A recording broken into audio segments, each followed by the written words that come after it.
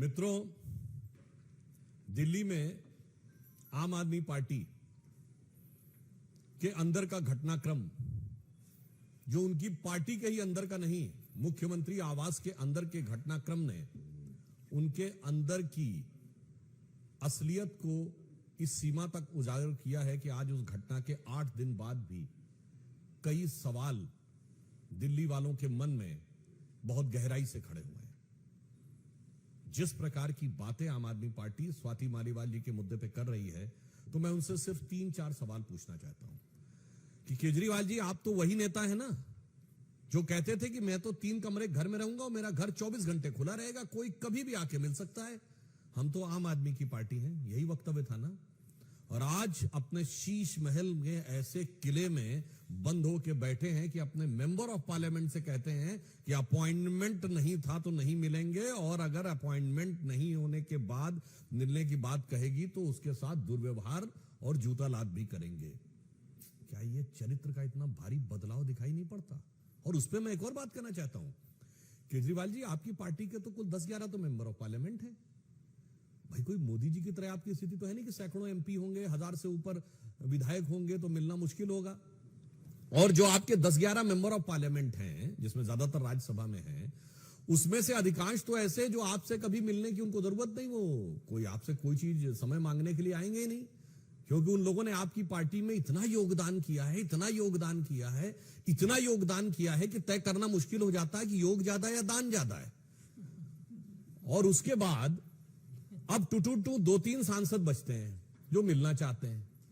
अब उसमें भी आपकी, अगर आपको लगता तो मैं बिल्कुल टेक्निकल सवाल पूछता हूं कि अगर आपने कहा कि उस दिन अपॉइंटमेंट नहीं था, तो हर मुख्यमंत्री का प्रतिदिन का दैनंदिन कार्यक्रम जारी होता है जिसमें उनका मिनट टू मिनट प्रोग्राम होता है, आप जारी कर दीजिए उस दिन का, और आप कहिए उस समय आप मुख्यमंत्री आवास में नहीं थे इसलिए नहीं मिल सकते थे, नहीं तो स्वीकार करिए कि मैं मुख्यमंत्री आवास में था और नहीं मिलना चाहता था। अब आइए बात, आपने कहा कि अपॉइंटमेंट नहीं था, तो नेक्स्ट क्वेश्चन, पॉइंट नंबर 3, आप कहिए कि अपॉइंटमेंट लिस्ट जारी कर दीजिए कि हमने अपॉइंटमेंट ही नहीं दिया हुआ था। Then comes the 4th question, appointment नहीं था तो वो अंदर कैसे आ गई ड्राइंग रूम तक? हम और आप में से कोई भी जाए, किसी मुख्यमंत्री के अपॉइंटमेंट नहीं है तो आप गेट से लौटा दिए जाएंगे, वो अंदर कैसे पहुंची इसका आप जवाब दे दीजिए। और केजरीवाल जी सिर्फ मुख्यमंत्री नहीं, उनके बाद वो जेड सिक्योरिटी है भाई, वैसे तो वो थे जो सिक्योरिटी नहीं लेंगे वाले थे, मगर आज जेड सिक्योरिटी, और किसी जेड सिक्योरिटी वाले के घर के अंदर अगर कोई अवांछित व्यक्ति घुस गया तो उनके सुरक्षा कर्मियों ने as per the security protocol क्या कार्रवाई की? 4 दिन बाद उन्होंने ट्रेसपासिंग की रिपोर्ट दर्ज कराई है, 4 दिन बाद। अब आइए साहब, उसमें नेक्स्ट 5th पॉइंट, विभव कुमार अंदर थे जो टेक्निकली आज की डेट में कुछ नहीं है, ना सरकारी पद पे है ना राजनीतिक पद पे है, और यदि वो मुख्यमंत्री आवास में थे तो क्या उनका अपॉइंटमेंट था? अपॉइंटमेंट लिस्ट में दिखाइए कि विभव कुमार का अपॉइंटमेंट था, मगर वो भी सामने नहीं आया। और फिर अगला प्रश्न उठता है कि अगर अपॉइंटमेंट नहीं था तो वो किस कैपेसिटी में थे? और इतना ही नहीं, वो अचानक घटना के बाद अदृश्य हो गए, और अदृश्य होने के बाद वो सीधे कहां दिखे कि मुस्कुराइए कि आप लखनऊ में हैं। उसके बाद वो फिर अंतर ध्यान हो गए, फिर वो मुख्यमंत्री आवास से बरामद हुए। अब यहां मैं एक और बात कहना चाहता हूं, एक गंभीर बात, आपकी पार्टी की एक महिला सांसद ने दुर्व्यवहार की लिखित शिकायत कराई है, और आपकी पार्टी के संसदीय दल के नेता संजय सिंह, मेरी बात को मार्क करिएगा, he is not a normal member of parliament, Rajya Sabha में आम आदमी पार्टी संसदीय दल के नेता हैं संजय सिंह, जिन्होंने आम आदमी पार्टी की ऑफिशियल प्रेस कॉन्फ्रेंस में कहा कि दुर्व्यवहार हुआ है। तो मैं टेक्निकली एक और बात कहूं कि टेक्निकली वो केजरीवाल जी के समकक्ष हैं, क्योंकि वो संसदीय दल के नेता हैं। केजरीवाल जी राष्ट्रीय संयोजक हैं, और विधायी दृष्टि से देखा जाए तो वो विधायक दल के नेता हैं दिल्ली में। तो ये बताइए, अगर आपकी पार्टी का leader of the parliamentary party कुछ कह रहा है और आपकी एमपी ये कह रही, तो मैं पूछना चाहता हूं, आपने कोई जांच गठित की क्या आपकी सरकार ने? ये छठा पॉइंट है। आपकी सरकार ने कोई जांच गठित की या आपकी पार्टी ने कोई जांच गठित की?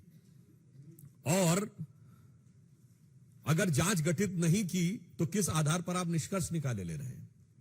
अब मैं यह भी बताना चाहता हूं कि जो कुछ हुआ है वो एक दृष्टि से और महत्वपूर्ण है। आप सब लोगों ने कई बार सुना होगा किसी राज्य में जिस दल की सरकार हो तो दूसरे दल के सांसद के साथ कई बार दुर्व्यवहार होने की घटनाएं आई हैं प्रकाश में। पर यह भारत के इतिहास का एक अद्भुत उदाहरण है, एक विचित्र उदाहरण है, जहां जिस दल की सरकार है जिस राज्य में, उसी दल के मेंबर ऑफ पार्लियामेंट के साथ दुर्व्यवहार नहीं हुआ है, फिजिकल मैन हैंडलिंग हुई है। कहां पर हुआ है? सीएम हाउस में। मुझे लगता है आप सब लोग पत्रकार हैं, शोध करके बताइएगा ऐसा कोई उदाहरण भारत की राजनीति में उपलब्ध है? हां, मिलता जुलता उदाहरण मुझे याद आता है, क्योंकि विभव कुमार जी उसके बाद लखनऊ में ही मिले थे। लखनऊ में घटना हुई थी 1995 में, जिसे आप सब स्टेट गेस्ट हाउस कांड कहते हैं। मायावती जी के साथ ऐसा ही हुआ था और ये उनका शब्द था, मायावती जी का, मेरा शब्द नहीं है, कोट अनकोट बोल रहा हूं कि समाजवादी पार्टी के गुंडे मेरी जान लेना चाहते थे, अनकोट।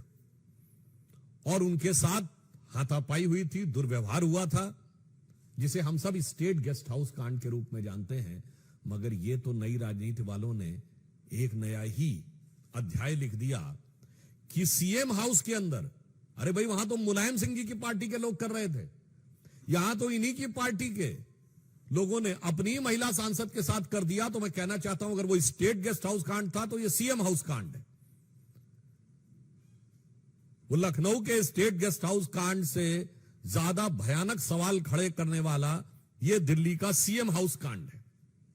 अब यहां हम एक और बात भी कहना चाहते हैं, ये हम लोगों की पार्टी के बारे में बड़ा ज्ञान देते हैं केजरीवाल जी, मुझे पता है ये होने वाला है, ये तो उसके साथ ये चल रहा है। फिर वो बताते ही नहीं मुझे तो ये भी पता है कि मोदी जी से मिलकर लोग आए थे और मुझे खुद उस ने बताया कि मोदी जी ऐसा कह रहे थे। फिर ये भी बताते हैं मुझे सीबीआई वालों ने अंदरूनी सोर्स से बताया है कि ऐसा होने जा रहा है। फिर ये भी बताते हैं कि ईडी वालों ने बताया है। मतलब दुनिया भर का ज्ञान रखते हैं। और जो 20-22 साल से आपके साथ एनजीओ के जमाने से काम करने वाली आपकी सबसे साथ की वरिष्ठ सहयोगी जो आपकी राज्यसभा सांसद हैं, उनके बारे में कोई ज्ञान नहीं था कि अचानक वो बीजेपी के एजेंट नजर आने लगे। बताइए ना भाई, आप हमारी पार्टी के नेताओं के बीच की जानकारी बड़े विश्वास के साथ बोलते हैं, अफसरों ने मुझे यह बताया है, मैं फला तारीख को गिरफ्तार होने वाला हूं और अपना कुछ पता ही नहीं। इसे कहते हैं खुद मियां फजीहत और दूसरे को नसीहत। पर यहां बात उससे गंभीर है। किसी महिला सांसद के साथ इस प्रकार का दुर्व्यवहार जो आपकी पार्टी के द्वारा स्वीकार किया जा चुका है, उसके बाद बजाय उसका निदान करने के पूरी की पूरी पार्टी उसका चरित्र हनन करने में लगी हुई है। तो हम पूछना चाहते हैं आम आदमी पार्टी से कि आपकी ऐसी कौन सी मजबूरी है? आप आरोप लगा रहे हैं। देखिए साहब, सांसद आपका, पार्टी आपकी, घर आपका, मुख्यमंत्री आपका, पूर्व पीए आपका, लड़ाई हुई आपके दोनों लोगों के बीच में, और इस आपका पाप भी आपका और आरोप हम पे। भाई आपकी तो वो सिर्फ तेरा तुझको अर्पण क्या लागे मेरा, इसमें हमारा क्या था? सब कुछ तो आप ही का था। इसलिए मैं एक और गंभीर प्रश्न पूछना चाहता हूं। आम आदमी पार्टी जो कि भ्रष्टाचार में आकंठ डूबकर एक नया कीर्तिमान बना चुकी है, उसके अनेक नेता जेल में जा चुके हैं। मनीष सिसोदिया जी जेल गए, संजय सिंह जी जेल गए, सत्येंद्र जैन जी जेल गए। परंतु आपने कभी केजरीवाल जी को उतना विचलित और उद्वेलित नहीं देखा कि वो सड़क पे निकलकर प्रदर्शन करने लगे जितना विभव कुमार की गिरफ्तारी की बात करने लगे, जबकि वो टेक्निकली पार्टी में कुछ भी नहीं आज की डेट में। ये राज क्या है, दिल्ली की जनता जानना चाहती है और देश की जनता जानना चाहती है कि मनीष सिसोदिया जो आपके उप मुख्यमंत्री थे, सत्येंद्र जैन आपके मंत्री थे, संजय सिंह राज्यसभा में नेता संसदीय दल थे, उनकी गिरफ्तारी पे आप सड़क पे नहीं उतरे, भाजपा मुख्यालय की घेराव करने नहीं आए, और विभव कुमार की गिरफ्तारी से आपकी बेचैनी इस कदर नजर आ रही है कि वो साफ समझ में आता था। वो लखनऊ की प्रेस कॉन्फ्रेंस याद करिए, जब सवाल पूछा गया तो उनके चेहरे की जो भाव भंगिमा थी उस सवाल के ऊपर, वो साफ नहीं बता रही थी कि लाख छुपाओ छुप न सकेगा, राज हो कितना गहरा, और दिल की बात बता देता है असली नकली चेहरा। और उसके बाद उन्होंने जैसे वो खिसकाया था उस तरफ अखिलेश जी की तरफ माइक, तो हम लोगों को बचपन के दिनों की बात याद आई कि बैट्समैन आगे बढ़ा और उसके देखा गेंद बहुत खतरनाक ऑफ स्टंप के बाहर, तो अपने कदम वापस खींच लिया और जाने दिया विकेट कीपर के ग्लव्स में, वैसे ही जाने दिया सवाल उन्होंने। और उससे बड़ी बात है कि महिला सांसद के साथ यह हो रहा है और पत्रकारों के साथ दुर्व्यवहार हो रहा है। एक न्यूज चैनल की महिला पत्रकार के साथ हाथापाई, दुर्व्यवहार, और यह कहते हैं कि यह लोकतंत्र इनके आने से बचेगा। यह एकमात्र पॉलिटिकल पार्टी है जिसके ऊपर यह आरोप लगा कि चीफ सेक्रेटरी को अपने घर में बुलाकर मारपीट की। चीफ सेक्रेटरी ने लिखित एफआईआर दर्ज कराई। कोई दूसरा उदाहरण भारत की राजनीति में नहीं होगा। तीसरा मैं याद दिलाना चाहता हूं, बहुत से लोग भूल गए होंगे, 2024 का चुनाव चल रहा है। 2014 के चुनाव के समय आम आदमी पार्टी की टॉप कमेटी ने, जो इनकी चीफ एग्जीक्यूटिव कमेटी थी, उनके लोगों ने भाजपा कार्यालय पे अशोक रोड पे हमला बोला था। लाठी डंडे लेकर पथराव किए थे। ये स्वभावतः उत्पात और बवाल करने वाले लोग हैं। केजरीवाल जी ने मुख्यमंत्री होने से पहले, याद करिए, बिजली के वायर काटे थे। 26 जनवरी से एक दिन पहले पूर्व संध्या पे इन्होंने धरना प्रदर्शन किया था। मैंने सिर्फ याद दिलाया, ये इनकी प्रवृत्ति है, ये इनकी ये प्रवृत्ति है। तो फिर अंत में हम ये सवाल पूछना चाहते हैं कि बड़े बड़े नेताओं की गिरफ्तारी पे वो तेवर नहीं दिखा जो घबराहट और तेवर विभव कुमार की गिरफ्तारी पे दिखा है। कहीं ऐसा तो नहीं कि विभव को जब भी देखते होंगे केजरीवाल जी, तो देख के उनके दिल में आता ये होगा कि मानो विभव उनसे कह रहा हो, बैठा हूं दिल में इतने राज छुपाए, जरा सा होंठ हिले तो तुम्हारा दिल डगमगाए। और ऐसा तो नहीं कि विभव में ही उनकी पार्टी के पराभव के बहुत सी संभावनाएं निहित हो, इस कारण से वो ऐसा कर रहे हैं। तो इसलिए हमारे केजरीवाल जी से 8 टेक्निकल सवाल हैं कि आप उन सारे टेक्निकल सवालों का जवाब दे दीजिए, अपॉइंटमेंट और इन सारी चीजों पे। उसके बाद एक पॉलिटिकल सवाल है कि आपके 2 एमपीज, जिसमें आपके leader of the parliamentary party भी हैं, उन्होंने दुर्व्यवहार कबूल किया है, तो आपने कोई राजनैतिक या कोई प्रशासनिक जांच क्यों नहीं बैठा ली है। और तीसरा अंतिम एक मॉरल सवाल है कि बड़े बड़े नेताओं की गिरफ्तारी पर आपने वो प्रतिक्रिया नहीं व्यक्त की जो विभव कुमार की गिरफ्तारी में की। इस राज का रहस्योद्घाटन कर दीजिए। धन्यवाद। साथियों, सर्जिकल स्ट्राइक्स पर सवालिया निशान उठाने वाले, दुनिया भर की बातों पर अपना ज्ञान देने वाले केजरीवाल जी अभी तक, सोचिए 8वां दिन है, स्वाति मालीवाल के मामले पर बिल्कुल खामोश हैं। स्वाति मालीवाल उन 10 राज्यसभा के सांसदों में से सबसे पुरानी हैं। लोकसभा में तो 0 सीटें हैं, सब तो राज्यसभा से उनके सांसद हैं। उन सब में आप देखेंगे 10 में 20 साल से उनके साथ वो काम कर रही हैं। और अब हम लोग को बताया जा रहा है कि दरअसल वो भाजपा की एजेंट रही हैं। आपने देखा किस तरह से सीसीटीवी का जो डीवीआर दिया जाता है पूरी तरह से ब्लैंक होता है। आप ये भी देखिए, जब ये वाकया होता है 13 मई को, 14 मई को विभव अपने फोन का फॉर्मेट कर लेते हैं। अब वो जांच पड़ताल चल रही है। आखिर ऐसी क्या मजबूरी थी कि 2 वीडियो के बीच का जो अंतराल है उसकी फुटेज नदारत है। पहले वीडियो से पहले क्या कुछ हुआ इस शीश महल में, उसकी वीडियो भी गायब है। अब जरा सोचिए किस तरह से एक महिला को बदनाम करने की कोशिश की जा रही है। यानी कि सबसे पुरानी इनकी साथी, जो इनके साथ एनजीओ के पीसीआरएफ और कबीर और परिवर्तन के एनजीओ के दिनों से इनके साथ काम कर रही थी, सुंदर नगरी में, झुग्गी झोपड़ी का में जो काम कर रहे थे आरटीआई कैंपेन में, वो महिला अब उनको लगता है राजनीति से प्रेरित है और भाजपा उनको इस पूरे मामले को प्रायोजित कर रही है। साथियों, स्वाति मालीवाल के बारे में अब कुछ इल्जाम भी लगाए जा रहे हैं। कहा जा रहा है कोई करप्शन का मामला है। मैंने इसकी जांच पड़ताल की। ये जो मामला है 2016 का है और उसके बाद 2 बार एलजी साहब ने भी और सीएम साहब ने भी, खैर उनको तो सुल्तान साहब कहना चाहिए, शहंशाह साहब।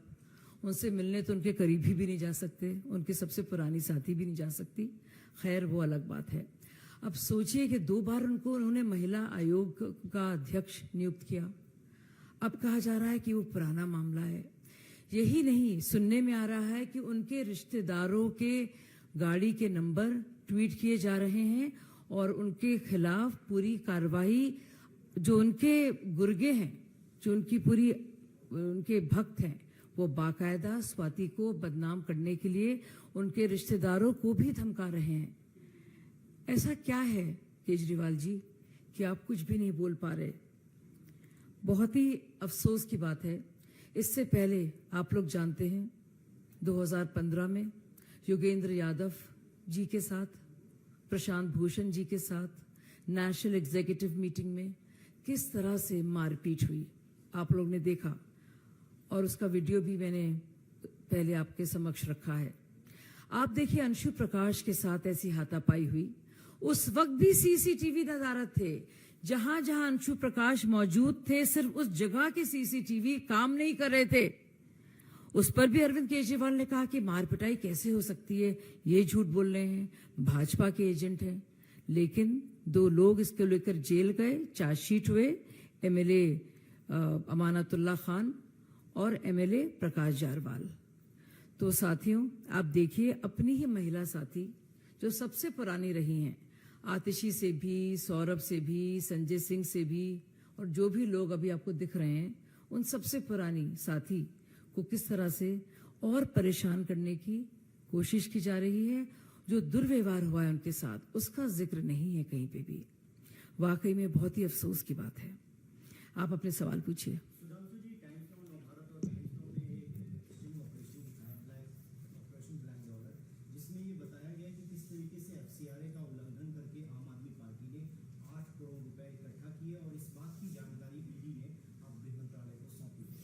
देखिए, निश्चित रूप से इस प्रकार की जो भी जानकारी आएगी उस पर जांच एजेंसियां नियमानुसार और विधि सम्मत कार्रवाई करेंगी। बस ये बात जरूर है कि एक बहुत स्थापित नियम है जो हर व्यक्ति को पता होता है कि फॉरेन से अगर आप कोई फंडिंग लेते हैं तो उसके स्थापित नियम है। जैसे नंबर 1, आप एक ही अकाउंट में पैसा ले सकते हैं। नंबर 2, उसका यूटिलाइजेशन सर्टिफिकेट तुरंत आपको देना पड़ता है। तो अगर उनके पास ये सारी चीजों की ईमानदारी से बात थी तो उन्हें ओपन कर देना चाहिए था। और उससे बड़ा सवाल है कि ये फॉरेन फंडिंग आती क्यों है भाई, ये एक नैतिक सवाल भी है। तो टेक्निकल भी क्वेश्चन है और मॉरल क्वेश्चन भी है कि आप देखिए बड़ी बड़ी पार्टियों की आपको ओवरसीज में ब्रांच नहीं मिलेगी। समाजवादी पार्टी उनसे बड़ी पार्टी है, लालू प्रसाद यादव जी की पार्टी उनसे बड़ी पार्टी है, शरद पवार जी की पार्टी उनसे बड़ी पार्टी है, बीजू जनता दल उनसे बड़ी पार्टी है, तृणमूल कांग्रेस उनसे बड़ी पार्टी है। ये इन्हीं का मामला जो है वो फॉरेन में दिखता भी ज्यादा है, आता भी ज्यादा है। ये भी एक नैतिक सवाल है। एक और सवाल इसका, अब क्यों ये पैसे आए हैं, और एक और सवाल है कि कहां से ये पैसे आए हैं। वो जो सोर्सेज हैं ये बताने की कोशिश केजरीवाल करें, हिम्मत करें कि वो कौन लोग हैं, क्यों उन्होंने छुपा के रखा कि कहां से ये पैसा आया है, स्रोत इसका क्या है। यही नहीं, आप सोचिए 55 पासपोर्ट नंबर्स दिए जाते हैं और 135 अकाउंट्स हैं, और कुछ पैसा तो डायरेक्टली दुर्गेश पाठक जी के अकाउंट में, पर्सनल अकाउंट में आ रहा है, और इसके बारे में कोई जानकारी नहीं है। ना सिर्फ एफसीआरए की बात है, लेकिन ये तो रिप्रेजेंटेशन ऑफ पीपल्स एक्ट का भी उल्लंघन है। आपको याद है पन्नून, जो सब हम जानते हैं कि भारत के खिलाफ कैसे जहर उगलते हैं, कितने बड़े आतंकवादी हैं, उन्होंने कहा कि मिलियंस ऑफ डॉलर्स भेजे जा रहे हैं ताकि ये थोड़ी रहमदिली दिखाएं आतंकवादियों के खिलाफ, और किसी ने यकीन नहीं किया, और यकीन करना भी नहीं चाहिए, जाहिर सी बात है। लेकिन हम सोचने पे मजबूर होते हैं कि वो क्या वजह रही होगी कि केजरीवाल जी ने बाकायदा उस वक्त के राष्ट्रपति प्रणब मुखर्जी को बाकायदा पत्र लिखा, और भुल्लर जो आतंकवादी जो 1993 के मामले में दिल्ली में बाकायदा जेल में था, जिसको फांसी होने वाली थी, उसके लिए रहम की दुहाई दी और गुहार की। ये सोचने वाली बातें हैं साथियों सारे। और आप देखिए किस तरह से पैसा इलीगल तरीके से फॉरेन कंट्री से आ रहा है। हेमंत सोरेन की जब बात होती है, भैया बड़ा स्टेट है, उसके मुख्यमंत्री हैं, सब चुप रहते हैं। लेकिन आप देखिए इंटरनेशनल क्वार्टर्स से कितनी फिक्र जताई जा रही है केजरीवाल मामले को लेकर।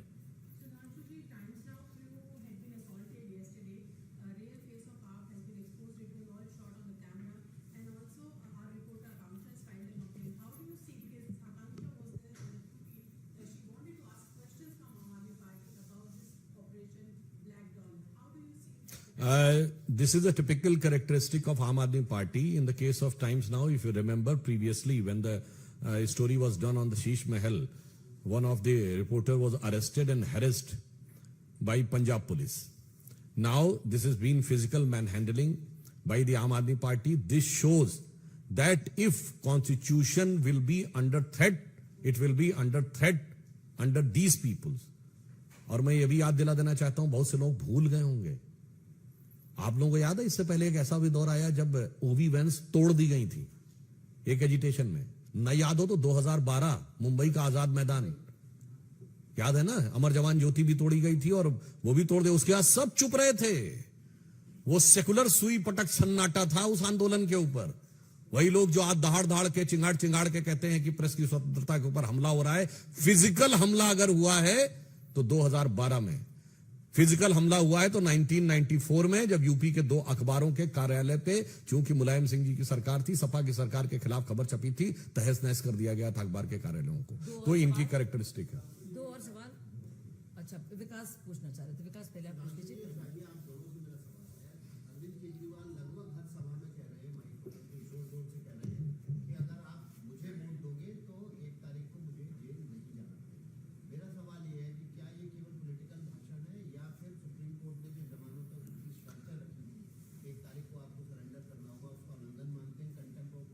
मेरे विचार से बहुत गंभीर कानूनी मामला है और यह सर्वोच्च न्यायालय का सीधा अपमान है, क्योंकि न्यायालय की प्रक्रिया चुनाव की प्रक्रियाओं से कोई संबंध नहीं रखती, वो उससे टोटली एक्सक्लूसिव होती है।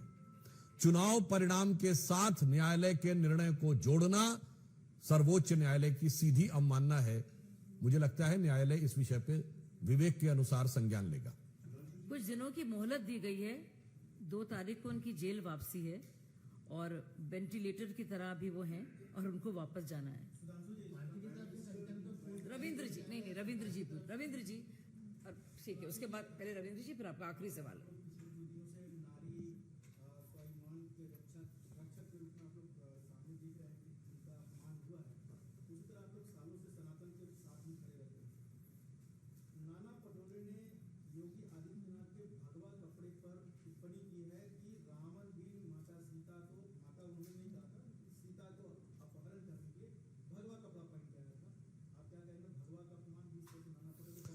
देखिए, वो इससे पूर्व भी महामहिम राष्ट्रपति महोदया के श्री राम जन्मभूमि जाने के बाद ठीक अगले दिन उन्होंने राम मंदिर के शुद्धिकरण की बात कही थी।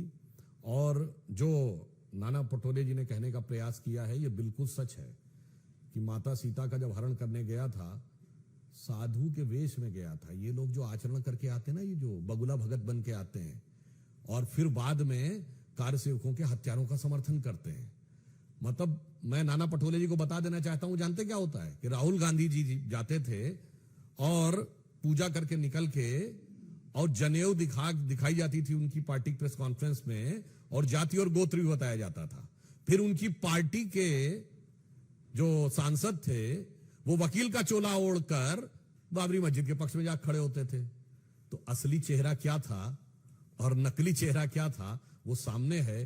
तो ये तथा कथित रावणी वृत्ति उन्होंने बोला, इसलिए मैं बोल रहा हूं, ये किसमें दिखाई पड़ रही है, ये देश की प्रबुद्ध जनता भली भांति समझती है। आखिरी सवाल।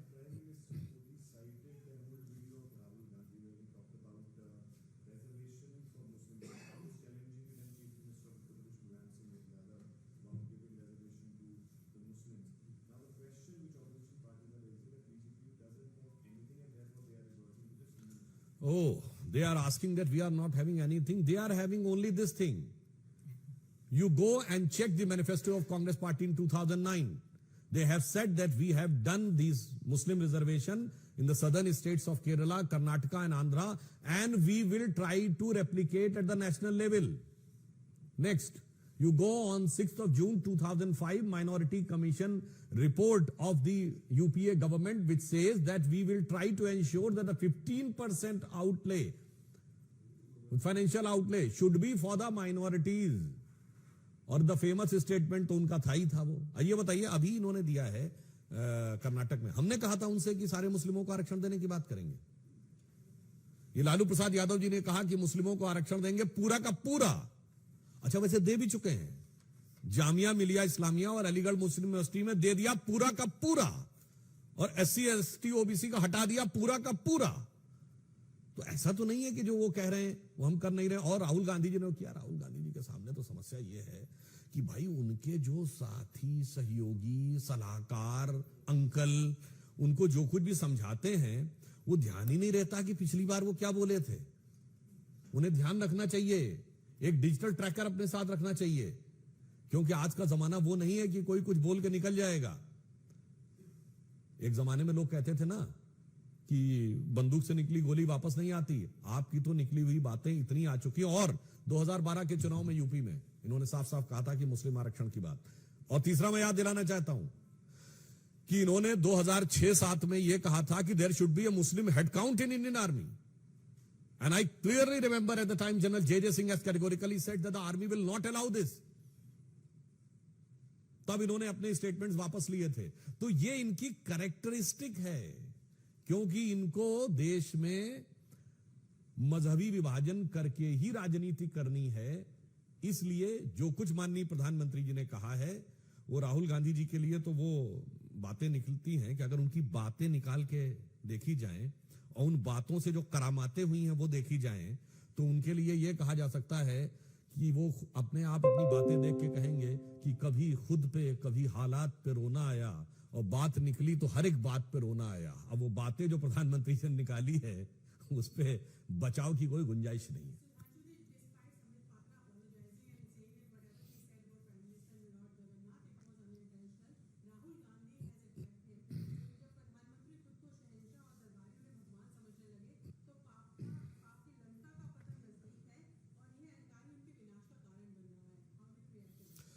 एक्चुअली प्रॉब्लम अहंकार की सबसे ज्यादा कांग्रेस पार्टी के अंदर है। यहां तो बड़ी मजेदार बात यह है कि उस विषय के ऊपर तो खैर स्पष्टीकरण दिया जा चुका है समिति जी के द्वारा, और किसी भी चीज में शब्द और भाव क्या होते हैं सबको पता है। भारतीय संस्कृति, हिंदू धर्म और सनातन धर्म के प्रति जो मन में भाव है भारतीय जनता पार्टी को पता। मैं राहुल गांधी से पूछना चाहता हूं, इरेडिकेशन ऑफ सनातन धर्म के लिए माफी मांगी है? बोलिए। शंकराचार्य को सांध्य अर्चना करते हुए दीपावली से एक दिन पहले गिरफ्तार करने के लिए माफी मांगी है? भगवान राम को काल्पनिक कहने के लिए माफी मांगी है? कार सेवकों के हत्यारों का समर्थन करने के लिए माफी मांगी है? डिसमेंटलिंग ग्लोबल हिंदुत्व जैसी कॉन्फ्रेंसेस के लिए माफी मांगी है? और माफी तो छोड़िए, मैं पुनः यह कहना चाह रहा हूं, आपने तो राम मंदिर की प्राण प्रतिष्ठा के आमंत्रण पर लिख के दिया कि हम नहीं आएंगे। भाई, आपको कोई अपने बेटे बेटी की शादी में बुलाता है, आप जाएं नहीं जाएं, आप अगर लिख के दें कि मैं आपकी बेटी की शादी में नहीं आऊंगा, इसका क्या मतलब होता है? और मैं पुनः कहना चाहता हूं, राहुल गांधी जी सुनिए कान खोल के, बाबर की कब्र पे आपकी 3 पीढ़ियों ने जाके सजदा किया है, उसके लिए माफी मांगी है? 1959 जवाहरलाल नेहरू, 1968 इंदिरा गांधी, 2005 मनमोहन सिंह के साथ राहुल गांधी। और इतना ही नहीं, इंदिरा जी ने 1968 में जब उस पे जाके सजदा किया तो नटवर सिंह जो इनके बहुत खास रहे, पद्म भूषण प्राप्त हैं, विदेश मंत्री रहे हैं, उन्होंने अपनी किताब one life is not enough में लिखा है कि मैं इंदिरा जी से चंद फीट की दूरी पे था। And Indira ji bowed her head down, and as if the centuries have come and blurred together, and paying respect to Babar was experience, rare experience, and with Indira ji it was rare of the rarest experience. जिन्होंने बाबर की कब्र पे 3-3 पीढ़ियों में जाकर सजदे किए और भगवान राम को काल्पनिक कहा, वो आके हमसे बात करते हैं। वो जो आपने सवाल किया था ना, वो रावण आता है आवरण ओढ़ के, तो वो पूरी तरीके से आवरण दिख जाता है कि कौन किस चीज का आवरण ओढ़ के आया है और किसके दिल में क्या है। Zee News.